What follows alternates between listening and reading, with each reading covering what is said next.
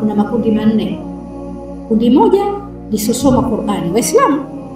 Kundi la pili wanasoma Qur'ani hawafahamu chochote, lakini wanafika mpaka wanamaliza msahafu mzima.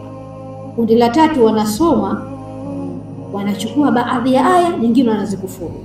Aya zao nyingi kuoa, mwezi kuandama, kufunga. Sasa hivi biashara hija, kwenda Maka kuhiji na kurudi. Akirudi mwenda Maka mwenyewe unamtizama.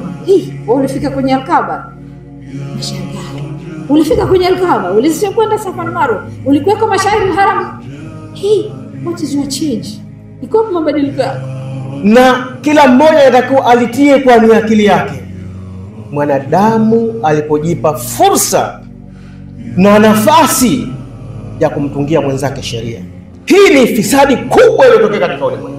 Waziri mkuu mmoja wa Uingereza aliwaambia viongozi wa Afrika, ikiwa hamtakubali kupokea na kuingiza na kuruhusu katika jamii zenu mambo ya LGBT, nafikiri mnayajua, basi tutazuia misaada.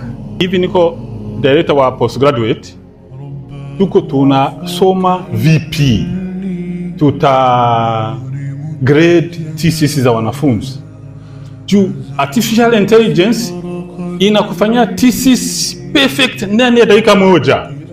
Mimi nimeandika thesis miaka 8, yeye anaandika dakika moja anakuletea.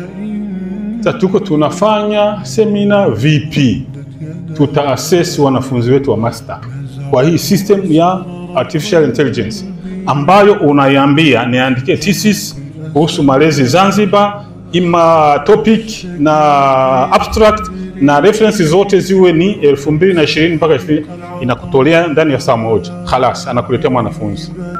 Ikiwa mtakuwa na hamahama kama hivi, kweli mtamaintain dini, lakini ile kwa mahama is not very positive. Undergraduate na wengi ni watumishi wa serikali kabisa, hawajui kitu mpaka na question hawa wanafunzi wamefika university vipi. Juu naona wako below my expectation. Ananiambia kabisa mimi nataka master tu. Make njia zozote zile mnipe master niende zangu. Ana yuko hata ready kutoa hela watu wamwandikie. Kuona kwamba ile maadili hamna. Make apate cheti na yuko below. Mimi nawaambia hautakuwa na baraka kwa kusema upate cheti na haukukitumikia. Fanya at least 50%. Allah ya'muru bil 'adli wal ihsani, na kufanya wema ihsani. Wa ita'i dhil qurba, na kuwapa jamaa zako karibu. Leo nani hapa anaenda kwa shangazi yake akaenda angalau kumfulia nguo yake? Kenda kwa babu yake angalau ana dumu la maji akamtekea. Mnakwenda nyie?